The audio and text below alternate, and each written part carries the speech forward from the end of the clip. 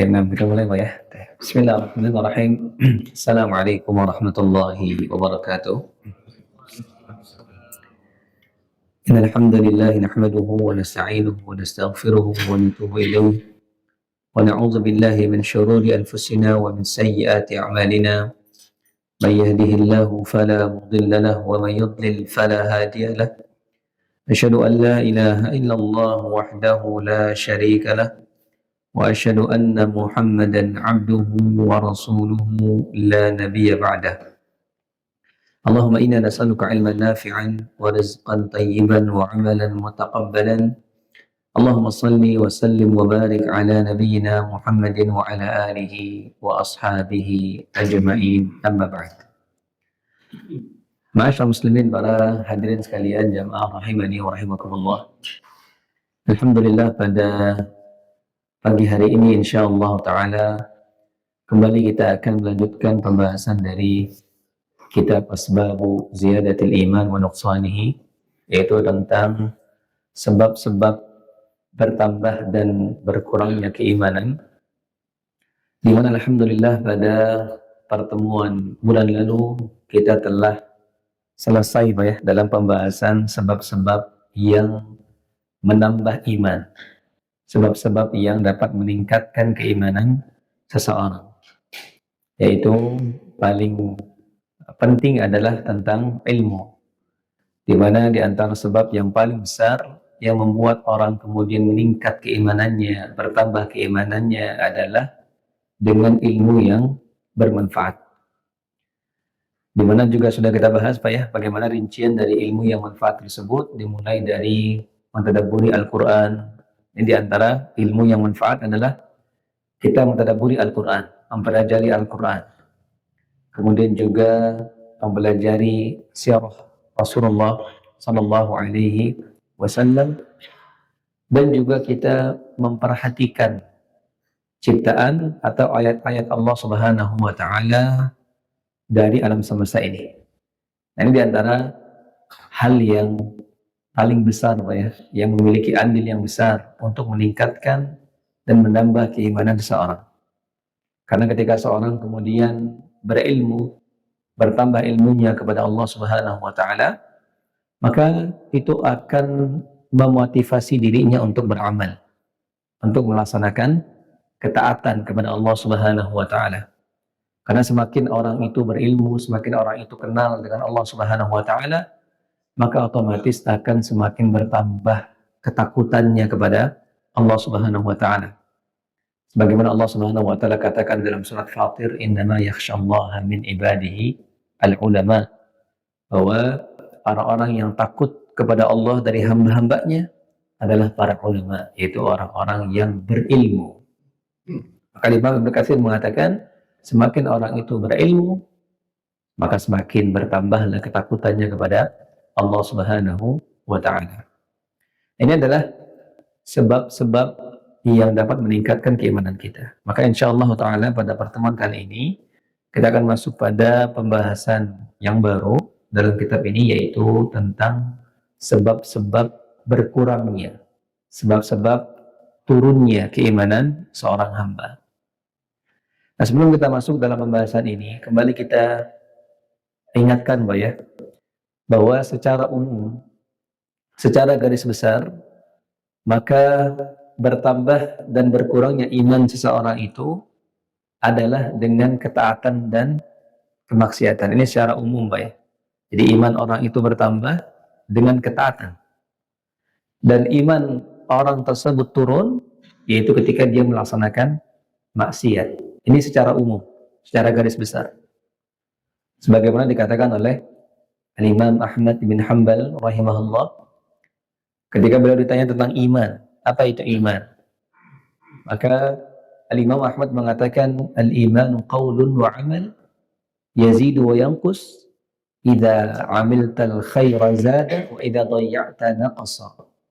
Al-Imam Ahmad mengatakan, iman itu berupa ucapan dan perbuatan. Yazidu wa yanqus, dan dia bisa bertambah dan berkurang. Idza amiltal khaira zada, dan kalau kamu melaksanakan ketaatan, melaksanakan kebaikan, melakukan amal soleh, zada, dia akan bertambah. Wa idza dhayya'ta naqasa. Dan kalau kamu meninggalkan amal soleh dalam artian bermaksiat kepada Allah Subhanahu wa taala, naqasa, maka akan berkuranglah keimanan tersebut. Maka ini secara garis besar, Pak ya. Jadi secara garis besar memang iman itu meningkat dengan ketaatan dan menurun dengan kemaksiatan.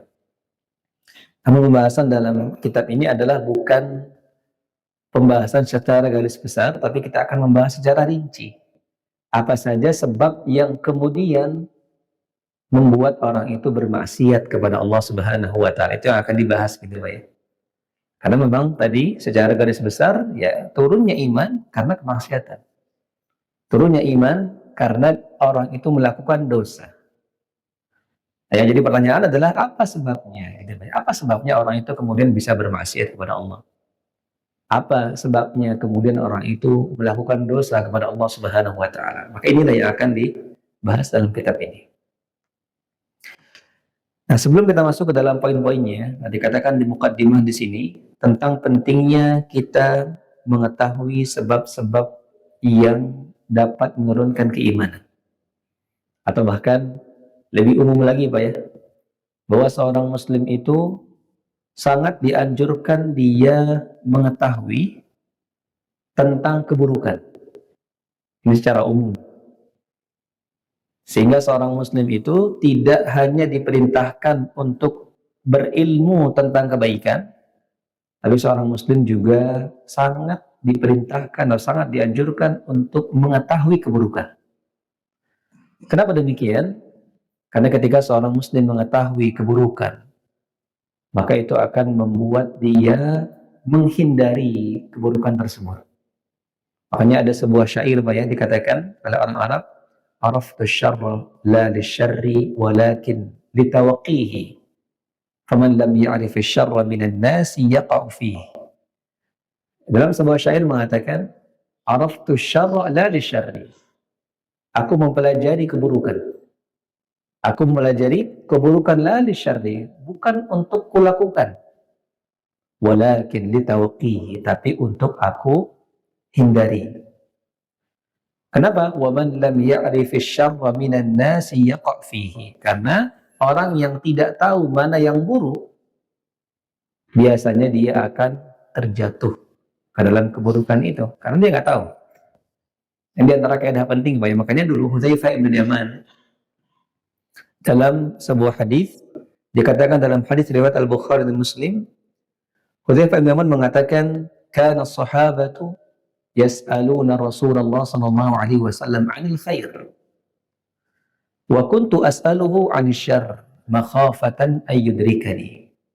Hudzaifah bin Yaman mengatakan, dulu kebanyakan para sahabat Nabi itu bertanya tentang kebaikan kepada Rasulullah sallallahu alaihi wasallam. Tadi Hudzaifah dia mengatakan wa kuntu as'aluhu 'anil syarr. Tapi aku punya pandangan berbeda.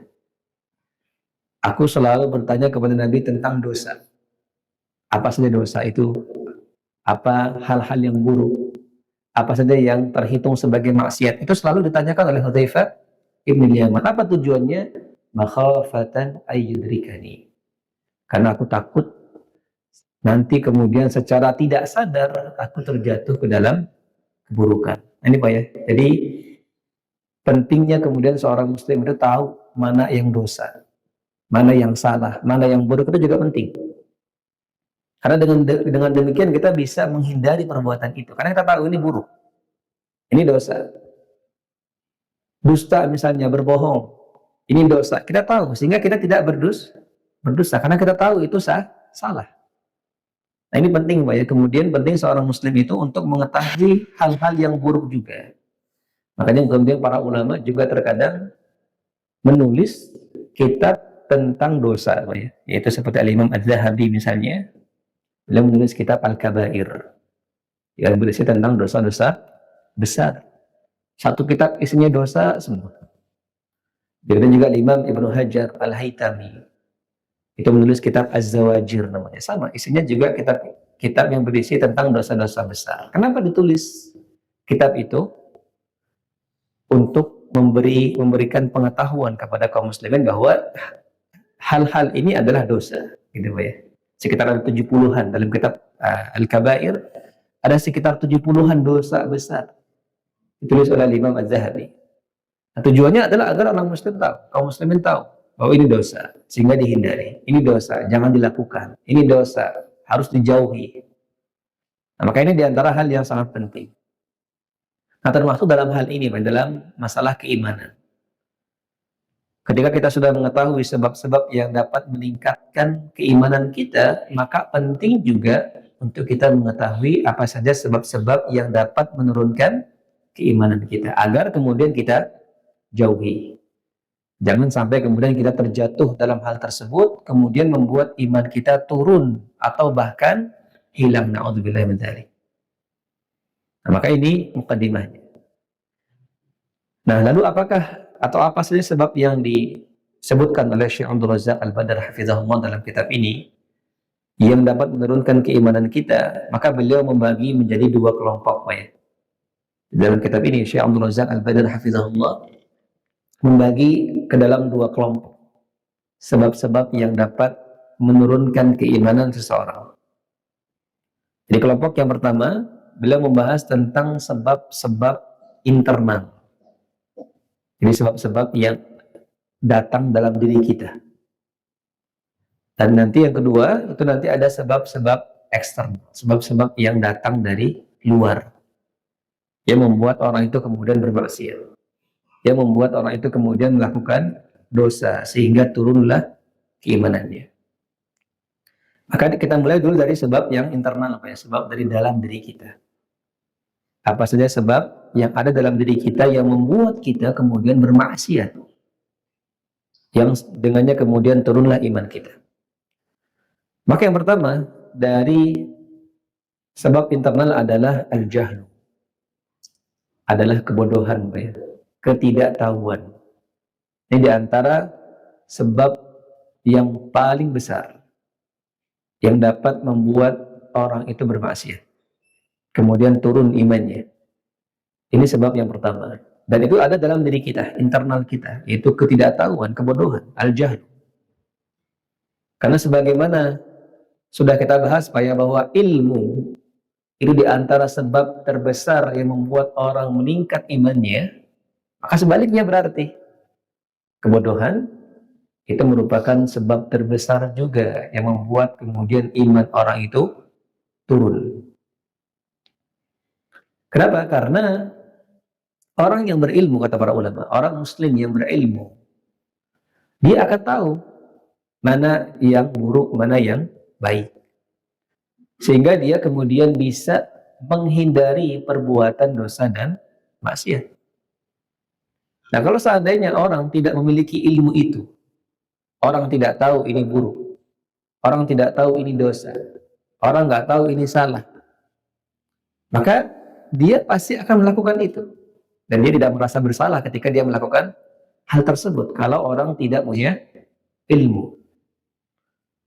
Bahkan jangan kita bicara tentang masalah agama, dalam masalah dunia saja, itu akan terlihat bagaimana perbedaan orang yang berilmu dengan orang yang tidak berilmu. Orang yang berilmu, orang yang tahu, dia tidak akan kemudian menjatuhkan dirinya ke dalam kebinasaan secara sengaja. Itu nggak mungkin orang berilmu. Sementara orang yang nggak tahu, orang yang nggak berilmu, ya dia akan secara tidak sengaja, bahkan dia akan terpeleset ke dalam kesalahan, ke dalam hal yang berbahaya buat dia. Contoh misalnya, Pak ya, ketika ada sebuah makanan yang lezat, ketika ada makanan yang lezat, tapi itu berbahaya. Misalnya di dalamnya ada racun misalnya. Ada dua orang, yang satu tahu bahwa makanan ini beracun, yang satu nggak tahu. Kira-kira orang yang tahu makanan ini beracun, walaupun lezat, dia bakal makan atau enggak, Pak? Dia tahu makanan ini beracun, tapi lezat, enak, tapi beracun. Dia tahu. Karena mungkin dia yang taruh racunnya, Pak ya. Dia tahu. Dia bakal makan enggak, Pak? Enggak. Karena dia tahu. Walaupun ini lezat, tapi ini berbahaya. Tapi orang yang nggak tahu, dia akan tertipu. Dia akan makan makanan tersebut dan ternyata kemudian berbahaya buat dia. Yang kemudian dia nanti hilang nyawanya, ya, atau paling tidak dia akan keracunan. Maka ini adalah masalah dunia, dan ini perumpamaan yang dikatakan oleh Imam Ibnu Qayyim rahimahullah. Begitulah orang-orang muslim yang berilmu. Dia tahu ketika dia hidup di dunia ini itu penuh dengan kelezatan, ya. Dunia ini kan lezat, memanjakan mata, menarik mata. Tapi ketika orang tahu bahwasanya dunia ini misalnya adalah hal yang fana, dia tidak akan abadi. Allah katakan kullu man 'alaiha fan. Semua yang ada dalam dunia ini adalah fana, pasti hilang. Orang yang berilmu, dia tidak akan kemudian tenggelam, terlena dalam kehidupan dunia ini. Karena dia tahu. Tapi orang yang tidak tahu, orang yang tidak berilmu, dia akan tertipu. Dia akan tertipu dengan kehidupan dunia ini. Dia kemudian nggak tahu bahwasanya apa yang dilakukan ini justru bahaya buat dia. Dia nggak tahu. Nah, inilah sebab terbesar, apa ya. Jadi orang itu kadang membuat kesalahan atau bahkan terjatuh dalam dosa dan maksiat itu karena dia nggak tahu. Dia nggak tahu. Dia nggak punya ilmunya. Ini boleh atau tidak? Ini dosa atau tidak? Itu nggak tahu dia. Sehingga kemudian dia melakukan dosa itu. Makanya kemudian para ulama mengatakan bahwa tidaklah orang itu bermaksiat kepada Allah Subhanahu wa taala kecuali itu semua berdasarkan kebodohan dalam dirinya. Maka para ulama sampai mengatakan demikian, bahwa tidaklah orang itu melakukan dosa dan maksiat melainkan itu karena sebab kebodohan dalam dirinya. Tidak ada satupun kemaksiatan di muka bumi ini, baik yang kecil ataupun yang besar, dilakukan oleh seorang manusia kecuali dia lakukan karena kebodohan dirinya sendiri. Ini sampai kata para ulama demikian, Pak, ya. Bahkan bukan hanya para sahabat juga. Sebagaimana dikatakan di sini oleh Imam Abu Aliyah, salah seorang tabi'in. Beliau mengatakan, anna ashab Rasulullah sallallahu alaihi wasallam kanu yaqulun kullu dhanbin asabahu 'abdun fahuwa bijahalah. Jadi kata Abu Aliyah, salah seorang tabi'in, bahwa para sahabat beliau sepakat mengatakan tidak ada satupun dosa yang dilakukan oleh seorang hamba melainkan pasti itu karena kebodohan dirinya. Contohnya apa, ya? Allah Subhanahu wa taala berbicara tentang syirik misalnya. Yaitu pada saat kaum Nabi Musa meminta dibuatkan patung-patung. Sebagaimana mereka memiliki patung-patung dalam surat Al-A'raf di ayat 138. Kaum Nabi Musa mengatakan, qalu ya Musa ij'al lana ilahan kama lahum alihah. Jadi kaumnya Nabi Musa mengatakan, wahai Musa, jadikanlah untuk kami sebuah patung untuk kami sembah, sebuah berhala untuk kami sembah, sebagaimana mereka orang-orang musyrik memiliki patung-patung yang banyak. Ini kata kaumnya Nabi Musa. Lalu apa kata Nabi Musa? Qala innakum qaumun tajhalun. Sesungguhnya kalian itu adalah orang-orang yang bodoh. Ini kata Nabi Musa. Artinya kesyirikan yang ada dalam segelintir kaum Nabi Musa pada saat itu disebabkan oleh kebodohannya, ketidaktahuannya. Bahwa patung yang disembah itu kemudian nanti akan menjadi kesyirikan. Makanya Nabi Musa mengatakan, innakum qaumun tajhalun. Kalian itu orang yang nggak tahu. Artinya dari kesyirikan tadi timbul dari kebodohannya. Ini ketika bicara tentang dosa syirik. Bahkan lebih umum lagi, Pak. Allah Subhanahu wa taala berfirman dalam surat An-Nisa di ayat ke-17. Allah Subhanahu wa taala mengatakan, innamat taubatu 'ala Allahi lil ladzina ya'maluna as-su'a bijahalah thumma yatubuna min qarib faulaika yatubullahu 'alaihim wa kana Allahu 'aliman hakima. Allah Subhanahu wa taala katakan dalam ayat ini, innamat taubah 'alal ladzina ya'maluna as-su'a bijahalah. Sesungguhnya taubat yang diterima oleh Allah Subhanahu wa taala adalah lilladzina ya'maluna su bijahal, adalah untuk orang-orang yang melakukan dosa karena kebodohan. Itu kata Allah Subhanahu wa taala. Tsumma yatubuna min qarib. Jadi Allah akan menerima taubat orang yang mengerjakan dosa karena kebodohan, kemudian yatubuna min qarib, mereka beristighfar, kembali kepada Allah setelah melakukan dosa. Maka faulaika yatubullahu alaihim, maka Allah akan terima taubat mereka. Inna wa kana Allahu aliman hakima, dan Allah Subhanahu wa taala Maha mengetahui dan Maha bijaksana. Kalimat yang kita garis bawahi Pak adalah Allah mengatakan lilladzina ya'maluna su'a bijahalah, bahwa taubat yang Allah terima itu adalah ketika orang itu melakukan dosa langsung istighfar, gitu Pak ya. Tapi Allah ibaratkan dengan kalimat lilladzina ya'maluna su'a bijahalah, itu orang-orang yang melakukan dosa karena kebodohan. Nah, berdasarkan ayat ini tadi kata para ulama bahwa semua dosa yang dilakukan oleh seorang hamba itu pasti karena kebodohan dirinya. Pertama, mungkin dia tidak tahu bahwa ini dosa. Itu pertama, ini kebodohan yang pertama. Jadi kadang-kala ada orang melakukan dosa karena dia tidak tahu bahwa ini dosa. Itu yang pertama. Atau kadang ada orang yang dia tahu ini dosa, yang kedua dia tahu dosa, tapi dia masih melakukan. Apakah ini disebut kebodohan juga? Jawabannya iya, karena dia tidak ingat bahwa ketika dia melakukan dosa ini akan ada akibatnya. Jadi dia bodoh dengan akibatnya, gitu. Dia tidak tahu dengan akibatnya. Nah, ini apa yang dikatakan oleh para ulama. Jadi kata para ulama, semua dosa, semua kemaksiatan, baik yang kecil sampai yang besar, itu semua karena kebodohan dalam diri seorang hamba. Baik dia tidak tahu bahwa ini dosa, ini salah, atau dia tidak tahu akibatnya, gitu Pak ya.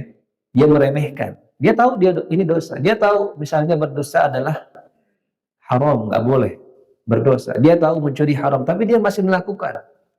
Ini juga dia dikatakan bodoh. Dia tidak tahu apa akibatnya. Oleh karenanya gitu Pak ya, ini menjadi sebab yang pertama, sebab internal yang sering kali membuat orang bermaksiat kepada Allah Subhanahu wa taala, yang akan menurunkan imannya, yaitu kebodohan ini. Makanya kemudian cara menghilangkannya adalah dengan belajar. Dengan orang itu berilmu kemudian. Makanya kemudian menuntut ilmu itu Allah jadikan kewajiban. Talabul ilmi fardhatun ala kulli muslim. Semua wajib atas setiap kaum muslimin. Karena dengan itulah kemudian akan hilang kebodohannya. Cuma itu jalannya. Jadi untuk mengangkat kebodohan itu dengan ilmu. Dimana kemudian kalau kebodohan ini tidak kita hilangkan dalam diri kita, nah kemudian kebodohan itu akan membawa kita ke dalam perbuatan dosa dan maksiat. Sehingga iman itu berkurang. Bahkan na'udzubillah, kadang orang yang sering bermaksiat itu lama-kelamaan akan jatuh kepada kekufuran. Makanya para ulama itu mengatakan bahwa ya, al-maksiyatu baridul kufri. Kemaksiatan itu menjadi gerbang pertama kekufuran. Kemaksiatan. Karena seringkali orang itu kufur kepada Allah Subhanahu wa taala diawali dari maksiat-maksiat. Kalau kita perhatikan Pak ya, orang Bani Israel misalnya ketika mereka kufur, apakah mereka kufur langsung seketika, hanya dalam waktu sejam langsung berbalik? Enggak. Tapi mereka melakukan maksiat dulu, maksiat, semakin terbiasa berbuat maksiat, semakin ringan buat dia, lama-kelamaan akhirnya kufur. Demikian kata para ulama, al-maksiyatu baridul kufur. Jadi orang itu bisa jatuh kepada kekufuran, bisa menjadi murtad dia, itu nggak langsung tiba-tiba gitu aja, pasti ada kemaksiatan yang dilakukan dulu. Mulai dari nggak sholat, males sholat gitu Pak ya. Kemudian lama-lama setelah dia tidak sholat, mulai kemudian dia pura-pura berpikir tentang Tuhan gitu Pak ya. Lama-lama jadi ateis dia akhirnya. Karena awalnya dari apa? Dari nggak sholat. Makanya para ulama itu mengingatkan al-maksiyatu baridul kufur. Kemaksiatan itu merupakan gerbang yang bisa membawa orang kepada kekufuran, hilang imannya, karena dia sudah terbiasa ke maksiat. Makanya kemudian kebodohan ini adalah sebab yang luar biasa, Pak ya, yang membuat orang bermaksiat kepada Allah dan turun imannya, bahkan mungkin hilang. Ini sebab internal yang pertama yang paling besar, yaitu kebodohan. Nah, yang kedua, berikutnya, sebab internal yang kedua yang dapat menurunkan keimanan seorang hamba adalah al-ghaflatu wal-i'rad wal-nisyan. Jadi ghaflah, lalai, i'rad, berpaling, dan nisyan, dan lupa. Tiga ini, Pak ya. Jadi ini dijadikan sebab yang sama. Sebab yang kedua adalah tiga sifat ini yang ada dalam diri kita. Ghaflah, lalai, i'rad, berpaling, kemudian nisyan, yaitu lupa. Ini juga diantara sebab internal yang sering kali membuat orang tidak melaksanakan ketaatan. Sering kali membuat orang kemudian berbuat dosa dan maksiat. Yang pertama ghaflah, Pak ya. Atau ghaflah sama lupa ini bisa kita gabungkan. Karena ghaflah itu, lalai itu artinya orang tidak ingat dengan akhirat. Itu ghaflah, Pak ya. Tapi dia punya perbedaan tipis dengan lupa. Jadi kalau bisa kita bilang nisyan itu, lupa itu adalah hasil dari kelalaian. Jadi lupa itu adalah buah dari ghaflah. Jadi ghaflah itu kalau orang lalai itu akan menghasilkan lupa gitu, Pak ya. Dia akan lupa dengan kehidupan akhirat. Cuman di sini ada perbedaan tipis, Pak ya. Kenapa? Agar kita tidak salah paham. Karena ada sebuah hadis, Nabi itu mengatakan dalam hadis riwayat Ibnu Majah, "Innallaha tajawaza li ummati al-khata' wan nisyan wa mastukrihu alaih." Ada sebuah hadis Nabi mengatakan, dan juga ada dalam hadis Arba'in. Nabi katakan Allah Subhanahu wa taala memaafkan kesalahan yang dilakukan oleh seorang hamba karena khata', karena salah, gitu ya, enggak sengaja, an-nisyan atau karena dia lupa, wa mastukrihu alaihi, atau kalau dia dipaksa. Jadi ada sebuah hadis di mana Nabi mengatakan Allah memaafkan kesalahan yang dilakukan karena lupa. Misalnya ketika puasa, lupa makan dan minum, kan puasanya nggak batal, kayak Allah maafkan. Nah, tapi kenapa dalam ayat lain gitu, Pak ya, ada lupa yang tercela. Nah, inilah ghaflah namanya. Itu lalai. Jadi lalai dan lupa itu punya perbedaan sedikit, Pak ya. Apa perbedaannya?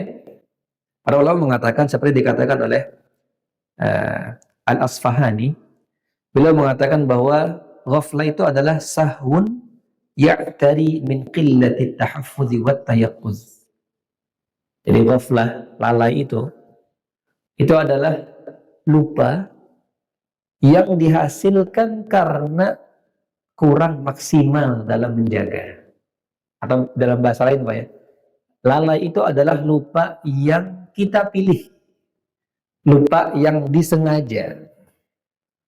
Beda kalau lupa nisyan, itu lupa yang kita nggak milih, ya lupa aja gitu, Pak ya. Tapi lalai adalah kita milih untuk lupa, kita melupakan akhirat. Jadi dia adalah lupa yang lahir karena kita tidak maksimal menjaga, karena kita tidak maksimal murojaah misalnya gitu, Pak ya. Itu lalai namanya. Jadi beda. Nah, kalau lalai ini tercela. Kalau lupa yang betul-betul lupa, itu Allah maafkan. Orang kalau berbuat dosa, lupa, benar-benar lupa, itu Allah maafkan. Tapi kalau orang lupa, berbuat dosa dan maksiat, atau lupa tidak melaksanakan ketaatan karena dia milih untuk lupa, dia melupakannya sengaja, maka ini masuknya lalai, masuk ke dalam ghaflah. Dan ghaflah ini sifat yang tercela, Pak ya. Sifat yang tercela. Bahkan kalau kita lihat dalam Al-Quran, Allah Subhanahu wa taala menggambarkan bagaimana efek dari kelalaian ini itu akan membuat orang bahkan masuk ke dalam api neraka. Karena para penghuni neraka itu diantara sifatnya, kata Allah Subhanahu wa taala, adalah mereka adalah orang-orang yang lalai. Allah katakan dalam surat Al-A'raf di ayat 179. Nah, ini, Pak ya. Jadi kalau kita lihat kalimat ghaflah dalam Al-Quran itu Allah sebutkan dalam banyak ayat tentang bagaimana keburukan yang dihasilkan dari kelalaian ini. Nah, di antara yang paling puncak adalah bahwa kelalaian ini, ghaflah ini adalah ciri para penghuni neraka.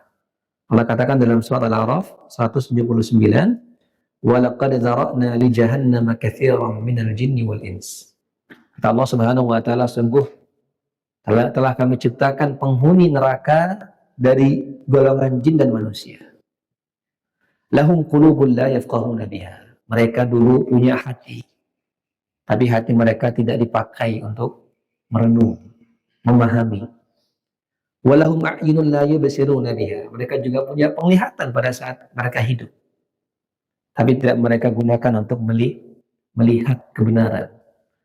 Walahum adhanun la yasma'una biha. Bahkan mereka pun punya telinga untuk mendengar, tapi juga tidak mereka gunakan untuk mendengar kebenaran ayat-ayat Allah Subhanahu wa taala. Ulaika kal an'ami bal hum adall. Mereka para penghuni neraka ini seperti binatang ternak, bal hum adall, bahkan mereka lebih sesat daripada binatang ternak. Ulaika humul ghafilun. Nah, di akhir ayat itu ya, Allah katakan ulaika humul ghafilun. Mereka adalah orang-orang yang lalai. Ini ciri penghuni neraka. Jadi memang kata Allah Subhanahu wa taala, ya penghuni neraka itu adalah orang-orang yang lalai. Mereka Allah kasih alat-alat untuk memahami kebenaran, supaya mereka punya hati, punya akal untuk merenung. Mereka punya mata untuk melihat, membaca ayat-ayat Al-Qur'an, melihat kebenaran, membaca hadis-hadis Nabi, mendengar, mereka punya pendengaran kata Allah Subhanahu wa taala, enggak mereka pakai semua. Enggak mereka pakai. Padahal Allah jadikan kita bisa mendengar, Allah jadikan kita bisa melihat, Allah jadikan kita berakal, agar kita bisa memahami wahyu ini, gitu Pak ya. Kemudian kita dapat ilmu, dan kemudian kita berjalan di jalan yang benar. Itu tujuannya. Tapi orang yang lalai, dia tidak menggunakan alat itu untuk mendapatkan kebenaran, untuk menjemput hidayah. Mereka punya akal nggak dipakai, punya penglihatan pendengaran nggak dipakai juga kata Allah Subhanahu wa taala.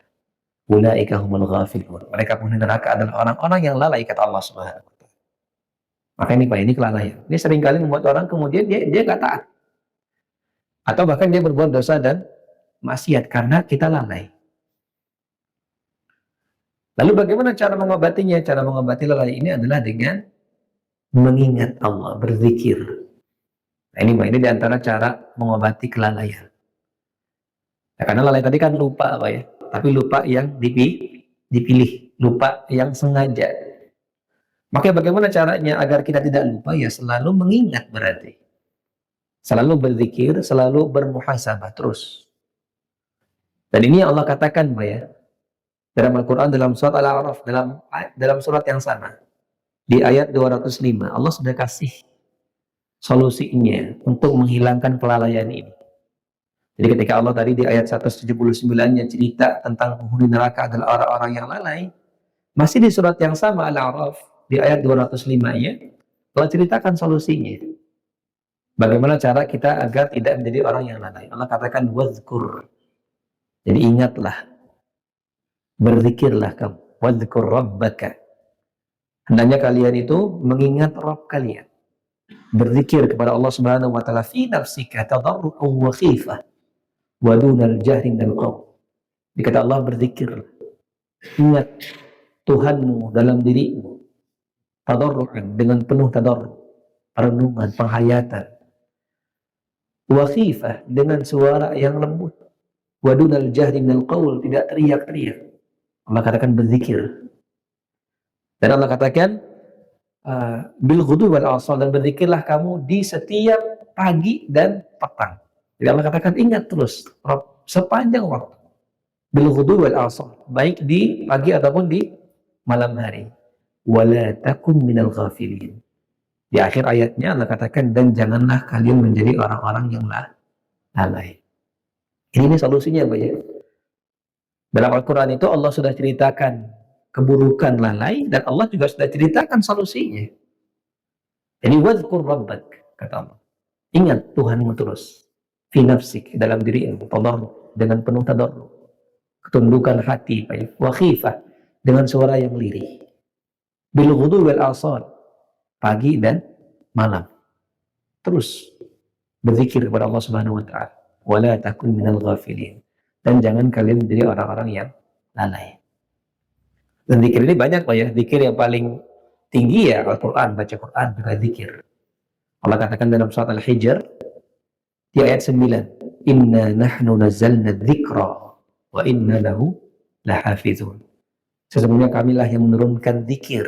Maksudnya adalah Al-Qur'an.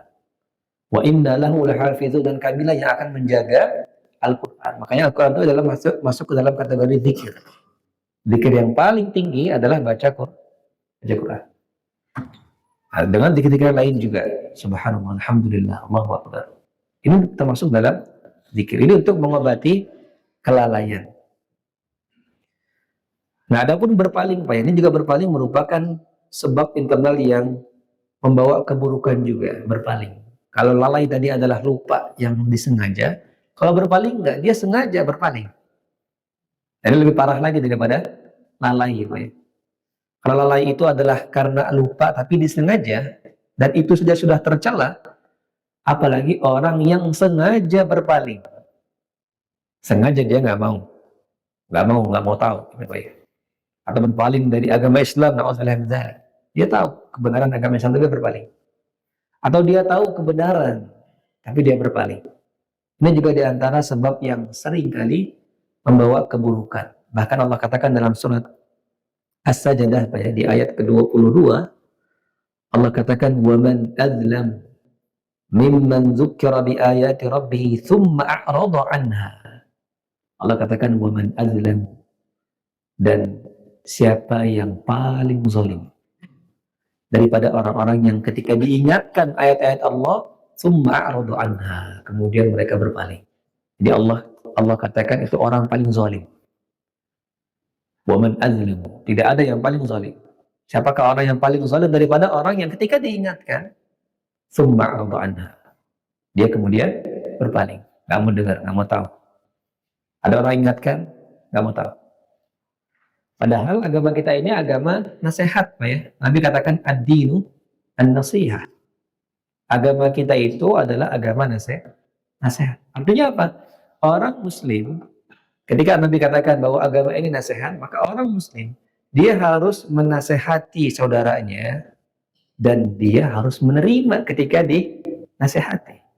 Itu artinya, Pak ya. Jadi ketika Nabi katakan agama ini adalah nasihat, maka artinya kita sebagai seorang muslim itu harus saling menasehati saudara kita kalau lalai, dan kita harus menerima nasihat. Kadang kan enggak, kita semangat menasehati tapi ketika dinasehati nggak mau tahu, nggak mau, berpaling. Ini juga salah ya. Jadi seorang muslim itu menasehati dan dia mau dinasehati. Makanya ketika Allah katakan dalam surat Al-Asr, wal 'asr, demi masa, demi waktu, innal insana lafi khusr, sesungguhnya manusia itu semua adalah dalam kerugian, illal ladzina amanu, kecuali orang yang beriman, wa 'amilus shalihat, dan orang yang beramal saleh, wa tawasaw bil haqq wa tawasaw bis sabr, dan saling menasihati. Allah katakan wa tawasaw ya. Bukan menasihati doang, tapi apa? Saling menasihatnya. Saling itu berarti kita kadang memberi, kadang kita menerima, itu saling artinya. Wa tawasaw bil haqq, saling menasihati dengan kebenaran. Artinya kita ngasih nasihat ke orang dan kita juga menerima nasihat dari orang. Nah, ini kalimat tawasaw, saling, itulah arti saling, kan gitu Pak ya. Saling bermaaf-maafan, artinya kita ngasih maaf dan kita menerima maaf. Allah katakan wa tawasaw bil haqq, saling berwasiat dengan kebenaran, saling menasihat. Kita kadang memberi nasihat, kadang kita menerima nasihat. Maka kalau ada kebaikan datang kepada kita, diingatkan oleh saudara kita, ya terima. Jangan kemudian kita berpaling. Karena itu kezaliman, Pak ya. Allah katakan waman azlam mimman dzukira bi ayati rabbih tsumma a'rada anha. Itu adalah orang-orang yang paling zalim, kata Allah, ketika dia diingatkan ayat-ayat Allah kemudian dia berpaling. Nggak mau dengar, nggak peduli. Kemudian Allah katakan di akhir ayatnya, As-Sajdah 22, inna minal mujrimina muntaqimun. Sesungguhnya kami akan menghukum orang-orang yang berbuat dosa. Jadi bukan hanya Allah kasih label zalim orang yang berpaling, tapi Allah ancam, Allah akan menghukum orang-orang ini. Bahkan lebih keras lagi Allah katakan dalam surat Al-Jin di ayat 17. Allah katakan wa may yu'rid an dzikri rabbih yaslukhu 'adzaban sa'ada. Barang siapa yang berpaling dari zikir mengingat Allah Subhanahu wa taala, berpaling dari mengingat Allah Subhanahu wa taala, yaslukhu 'adzaban sa'ada, maka dia akan mendapatkan azab yang berat kata Allah Subhanahu wa taala.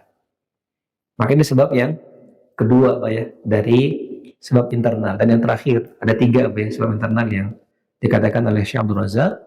Yang terakhir adalah hawa nafsu. Ya, ini adalah hal yang masyhur karena Allah Subhanahu wa taala katakan dalam surat Yusuf di ayat ke-53, innan nafsa la'ammaratum bisu illa man rahima rabbi. Dalam surat Yusuf Allah mengatakan innan nafsa la'ammaratum bisu. Sesungguhnya jiwa kita ini gitu itu memang condong kepada keburukan, hawa nafsu kita.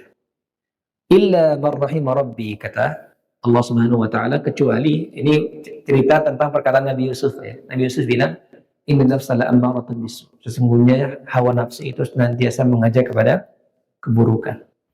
Illa man rahima rabbi, kecuali orang yang Allah jaga. yang Allah berikan rahmat sehingga dia bisa kemudian mengalahkan hawa nafsunya. Nah, ini yang juga penting Dan ini mungkin bisa dikatakan berat juga. Ini lawan yang paling berat adalah melawan diri sendiri. Makanya Nabi istilahkan dengan berjihad. Dalam sebuah hadis riwayat Ahmad, Nabi itu pernah mengatakan wal mujahid, dan orang mujahid, pejuang sejati adalah man jahada nafsahu fi ta'atillah, yang dia berperang melawan hawa nafsunya untuk taat kepada Allah Subhanahu wa taala. Bahkan para ulama mengatakan jihad paling sulit itu bukan melawan musuh, Pak. Jihad paling sulit itu bukan melawan musuh Romawi Persia, bukan. Tapi melawan diri sendiri. Makanya dikatakan tadi al-mujahid man jahada nafsahu fi ta'atillah. Pejuang sejati adalah ketika dia berjihad, berjuang melawan hawa nafsunya dalam ketaatan kepada Allah Subhanahu wa taala. Ini lebih sulit daripada perang melawan musuh. Kenapa, Pak? Karena tidak mungkin orang bisa berperang melawan musuh kalau dia belum selesai dengan dirinya. Contoh para sahabat ketika mereka menyerang Romawi Persia. Kenapa mereka mau mengorbankan jiwanya, Pak? Ya mereka sudah mengalahkan diri mereka terlebih dahulu. Mereka sudah merelakan jiwa mereka. Mereka sudah berhasil mengalahkan diri mereka. Sehingga mereka berani untuk maju berperang. Tapi kalau orang yang belum selesai dengan dirinya, hawa nafsunya, dia akan memilih tidur. Daripada saya mati gitu, Pak Nanti saya nggak bisa jalan-jalan lagi, misalnya nggak bisa makan enak lagi, mending saya tidur. Orang munafik, mereka nggak selesai dengan diri mereka sendiri. Makanya mereka tidak ikut berperang. Dia orang bisa melawan musuh di luar kalau dia sudah selesai melawan dirinya. Begitu juga kenapa melawan diri sendiri lebih sulit daripada melawan musuh? Karena berperang melawan musuh itu ada waktunya. Ada waktunya, Pak mungkin 2 tahun, 3 tahun, 10 tahun. Tapi kalau melawan diri sendiri sepanjang hayat. Hawa nafsu kita ini selama kita masih hidup, itu kan dia selalu bergejolak, Pak Setiap saat kita melawan dia. Makanya tidak salah ketika Nabi katakan wal mujahid man jahada nafsahu fi ta'atillah. Pejuang sejati itu adalah dia yang senantiasa berjuang melawan hawa nafsunya dalam ketaatan kepada Allah Subhanahu wa taala. Maka ada 3 3 sebab internal yang seringkali mendorong orang bermaksiat, yang membuat imannya kemudian turun atau bahkan hilang. Itu dari kebodohan, kemudian kelalaian dan berpaling, dan yang ketiga adalah hawa nafsu yang dituruti. Demikian barangkali jika ada pertanyaan silakan boleh ditanyakan. Wallahu a'lam bishawab. Silakan, Pak. Terima kasih. Waalaikumsalam. Ini mau sekedar sharing. Terus antara kita itu melihat Allah, apakah karena rasa cinta atau rasa takut? Kalau misalnya kita beribadah karena takut, pasti ibadahnya ada masalah. Jadi, tapi kalau misalnya ada rasa cinta, pasti pendekatannya akan beda.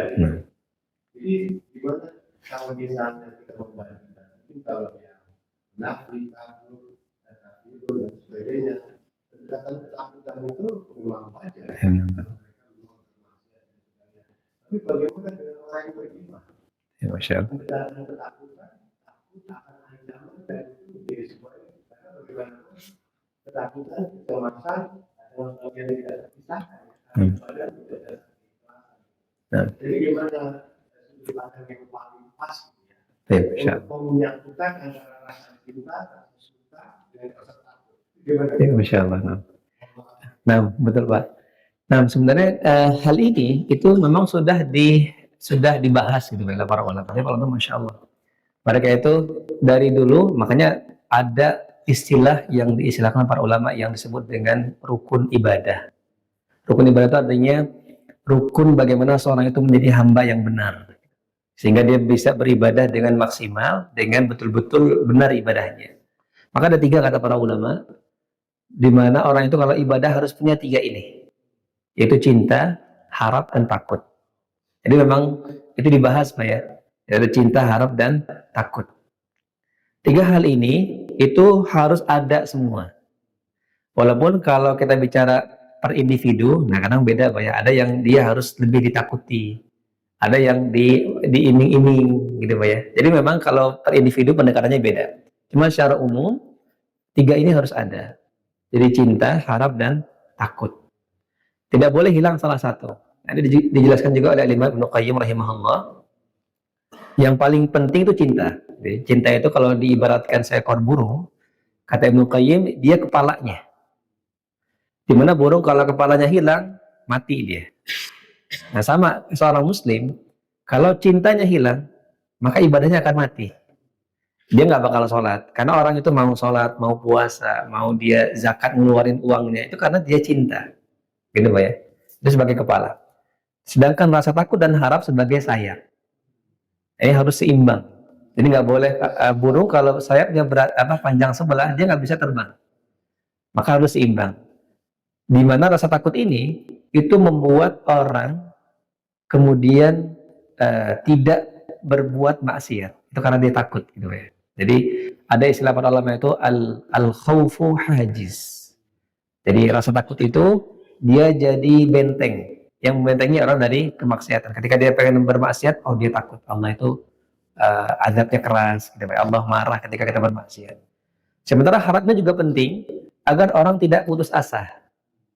Jadi orang selalu termotivasi gitu Pak ya. Karena kadang-kadang ada orang yang dia berbuat dosa, dia putus asa, dia udahlah saya gini aja lah, saya bukan orang yang baik, Allah nggak akan maafin saya. Nah ini karena dia kurang harapan. Sehingga kata para ulama, dua-duanya harus ada nih Pak gitu. Jadi memang orang muslim itu harus punya rasa takut yang membuat dia terhalang dari maksiat, dan dia punya rasa harap yang membuat dia beramal terus, berharap motivasi. Nah, cuma kalau kita bicara khusus gitu per individu, nah kadang ada individu itu yang dia putus asa, ya kita obatinya dengan pendekatan harapan, kasih harapan ke dia. Tapi kadang-kadang ada orang yang dia harapannya kepedean gitu ya.